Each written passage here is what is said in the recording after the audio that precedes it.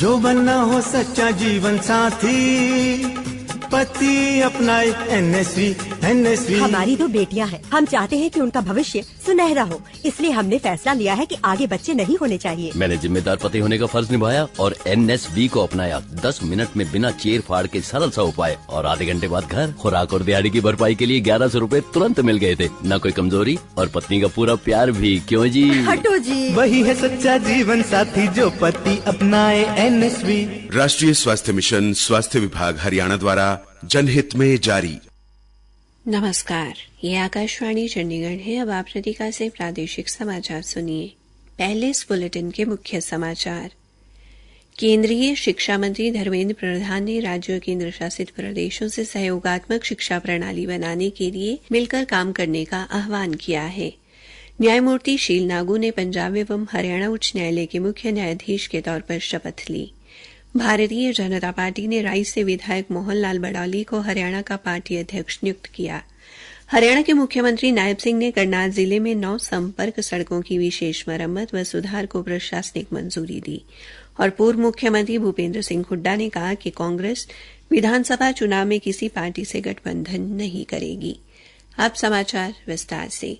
केंद्रीय शिक्षा मंत्री धर्मेंद्र प्रधान ने राज्यों और केंद्र शासित प्रदेशों से सहयोगात्मक शिक्षा प्रणाली बनाने के लिए मिलकर काम करने का आह्वान किया है। श्री प्रधान आज नई दिल्ली में राज्यों और केंद्र शासित प्रदेशों के साथ स्कूली शिक्षा और साक्षरता विभाग की समीक्षा बैठक के उद्घाटन सत्र को संबोधित कर रहे थे।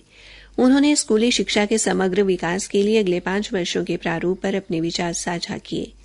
उन्होंने कहा कि प्रधानमंत्री नरेंद्र मोदी के विकसित भारत के दृष्टिकोण का शिक्षा एक प्रमुख स्तंभ है।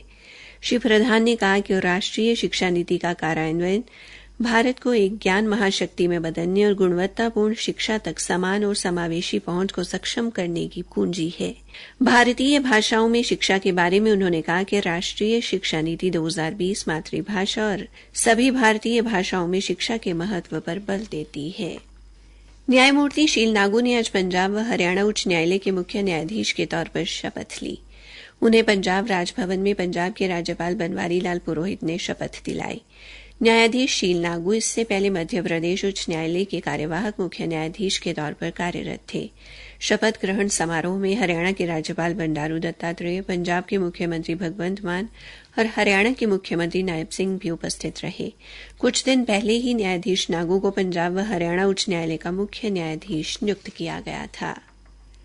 भारतीय जनता पार्टी के राष्ट्रीय अध्यक्ष जगत प्रकाश नड्डा ने राई से विधायक मोहन लाल बड़ौली को हरियाणा का पार्टी अध्यक्ष नियुक्त किया है। पार्टी के राष्ट्रीय महासचिव अरुण सिंह द्वारा जारी पत्र के अनुसार उनकी नियुक्ति तत्काल प्रभाव से लागू होगी। हरियाणा के मुख्यमंत्री नायब सिंह ने करनाल जिले में गांवों को जिले की प्रमुख सड़कों व खरीद केंद्रों से जोड़ने वाली 9 संपर्क सड़कों की विशेष मरम्मत और सुधार को प्रशासनिक मंजूरी दी है। इस पर 10 करोड़ 59 लाख रुपए से अधिक की लागत आएगी। सरकारी प्रवक्ता ने बताया कि इन मरम्मत और सुधार कार्यों में करनाल कैथल प्रमुख सड़क से गांव पिंगली नरूखेड़ी तक सड़क का चौड़ाकरण और सुदृढ़ीकरण शामिल है, जिस पर 1 करोड़ 40 हजार रुपए खर्च होंगे। इसी तरह डेरापुर बियान मुख्य सड़क से गांव काचवा तक संपर्क सड़क को चौड़ा व मजबूत करने पर 1 करोड़ 24 लाख रुपए की लागत आएगी। इसके अतिरिक्त गांव शाहपुर से गांव कलामपुर तक सड़क को 1 करोड़ 58 लाख रुपए की लागत से चौड़ा और मजबूत किया जाएगा। इन सड़कों में गांव टाबरी कलामपुर पहुंच मार्ग का सुदृढ़ीकरण और 95 लाख 91 हजार रुपए की लागत से गांव कलामपुर से काचवा तक संपर्क सड़क का सुदृढ़ीकरण भी शामिल है। इसके अतिरिक्त करनाल जिले के गांव काचवा से जरीफाबाद तक संपर्क सड़क 1 करोड़ 13 लाख रुपए की लागत से गांव घोगड़ीपुर से पिंगली तक सड़क 1 करोड़ 34 लाख रुपए की लागत से गांव काचवा से बहलोलपुर तक संपर्क सड़क 24 लाख 78 हजार रुपए की लागत से करनाल काचवा सामली कौल सड़क से पुंडरक तक संपर्क सड़क को चौड़ा और मजबूत किया जाएगा। प्रादेशिक समाचार आकाशवाणी चंडीगढ़ से प्रसारित किए जा रहे हैं। बाकी समाचार इस अंतराल के बाद। और ताऊ ठीक से ले तने टीबी रोग में हुई नई शुरुआत के बारे में बताऊं। अच्छा वो कैसे भाई? रत तो तने याद होवेगा, जन्म पाछे ही अपने छोटे बालका ने एक टिक्का लगा कर ऐसा टीबी से बचाव खातर। ईब वो बीसीजी टिक्का बड़े बूढ़े वयस्कों ने भी लगेगा। हरियाणा सरकार अभी इस टिक्के ने जिला अम्बाड़ा, भिवानी, हिसार, झज्जर, जींद, कैथल, मेवात, पंचकुला, रोहतक और सोनीपत में भी लगा रही है। इस बीसीजी टीके से घबराना नहीं, टीबी से खुद को बचाना है। तो आगे आओ, बीसीजी का टीका लगाओ, प्रदेश को टीबी मुक्त बनाओ। टीबी हारेगा, देश जीतेगा। अधिक जानकारी के लिए डायल करें 1800-11-11-6666। राष्ट्रीय स्वास्थ्य मिशन, स्वास्थ्य विभाग हरियाणा द्वारा जनहित में जारी। हरियाणा के पूर्व मुख्यमंत्री भूपेंद्र सिंह हुड्डा ने कहा कि विधानसभा चुनाव को लेकर कांग्रेस पार्टी पूरी तरह तैयार है। किसी पार्टी से गठबंधन नहीं किया जाएगा। उन्होंने कहा कि लोकसभा चुनाव में गठबंधन राष्ट्रीय स्तर पर था। हरियाणा में कांग्रेस मजबूत है और विधानसभा चुनाव में गठबंधन की कोई जरूरत नहीं है। श्री हुड्डा रोहतक में अपने आवास पर मीडिया से बातचीत कर रहे थे। एक सवाल के जवाब में उन्होंने कहा कि जननायक जनता पार्टी और इंडियन नेशनल लोकदल का कोई भविष्य नहीं है। ये दोनों केवल वोट काटने वाले दल हैं। उन्होंने कहा कि विधानसभा चुनाव में कांग्रेस व भारतीय जनता पार्टी के बीच सीधा मुकाबला होगा। एक अन्य सवाल के जवाब में श्री हुड्डा ने कांग्रेस पार्टी में गुटबाजी से इनकार किया।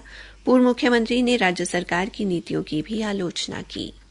हरियाणा के परिवहन मंत्री असीम गोयल ने प्रदेश के सरकारी व मान्यता प्राप्त शैक्षणिक संस्थानों में पढ़ने वाले छात्रों के लिए बस पास सुविधा के लिए तय दूरी को 150 किलोमीटर तक करने की घोषणा की है। श्री गोयल ने कहा कि इन शैक्षणिक संस्थानों के सभी छात्रों को रियायती बस पास जारी किए जाएंगे। परिवहन मंत्री ने बताया कि विभाग द्वारा शैक्षणिक संस्थान से अधिकतम 150 किलोमीटर की सीमा तक बस पास जारी किए जाएंगे, जो कि पहले केवल 60 किलोमीटर तक ही जारी होते थे। ये बस पास स्कूल, कॉलेज और संस्था प्राधिकारियों की संस्तुति पर छमाही आधार पर जारी किए जाएंगे। हरियाणा के शहरी स्थानीय निकाय राज्य मंत्री सुभाष सुधा ने मुख्यमंत्री तीर्थ यात्रा योजना के तहत आज कुरुक्षेत्र से अयोध्या धाम के लिए वातानुकूलित बस को झंडी दिखाकर रवाना किया। इस मौके पर मंत्री ने बस में जाकर श्रद्धालुओं से बातचीत भी की और यात्रा के लिए शुभकामनाएं दी। श्री सुधा ने बताया कि इससे पहले श्रद्धालुओं की मांग पर थानेसर से श्री खाटू श्याम तीर्थ, मथुरा व अन्य तीर्थ स्थलों के लिए भी बस चलाई गई है। उन्होंने बताया कि जलपान, दोपहर व रात्रि भोजन और रात्रि विश्राम सहित श्रद्धालुओं के लिए पूरी व्यवस्था की गई है ताकि उन्हें रास्ते में किसी प्रकार की कोई परेशानी न हो। हरियाणा कर्मचारी चयन आयोग ने सर्वोच्च न्यायालय के इस वर्ष 22 अप्रैल को दिए गए आदेश की अनुपालना में पीटीटी संस्कृत के शेष 46 पदों का परिणाम जारी कर दिया है। प्रवक्ता ने बताया कि इन 46 पदों में से 45 पदों के विरुद्ध अभ्यर्थियों की नियुक्ति के लिए अनुशंसा कर दी गई है और एक सामान्य पद का परिणाम लंबित रखा गया है। हरियाणा कर्मचारी चयन आयोग ने ग्रुप डी पदों के लिए करेक्शन पोर्टल की तिथि कल तक बढ़ाने का निर्णय लिया है। अब अभ्यर्थी कल रात 12 बजे तक अपनी श्रेणी में बदलाव कर पाएंगे। आयोग के प्रवक्ता ने बताया कि आयोग द्वारा 6 जुलाई को उच्च न्यायालय के निर्णय के अनुसार संयुक्त पात्रता परीक्षा ग्रुप डी के प्रथम चरण का संशोधित परिणाम जारी किया गया, जिसमें सामाजिक आर्थिक मानदंड के अंकों का लाभ दिए बिना केवल परीक्षा में प्राप्त अंकों के आधार पर मेरिट सूची तैयार की गई।